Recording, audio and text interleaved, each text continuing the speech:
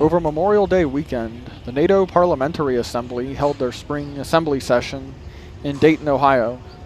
The NATO Parliamentary Assembly is a consultative organization that facilitates dialogue between NATO and its member states' parliaments. They hold semi-annual assembly sessions in both the spring and the fall that are attended by the Secretary General of NATO. Dayton was chosen as the location for the assembly session to commemorate the 30th anniversary of the Dayton Peace Accords.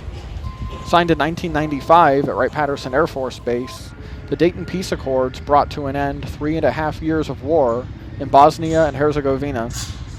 Security measures for the spring assembly session included several miles of fencing that was placed throughout downtown Dayton, as well as releasing a few details of events to the public in advance. This included events at the National Museum of the U.S. Air Force, where aircraft throughout the Presidential Gallery were rearranged.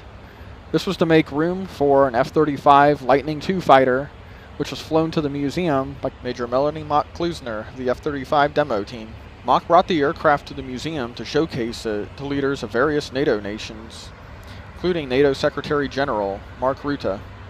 The F-35 is the premier fighter that is being used in common by NATO. Several nations already fly the F-35, and several more are soon to take their first deliveries. On the morning of Memorial Day, Mock departed the Air Force Museum. I captured the following video clip, and my brother contributed a second angle as well.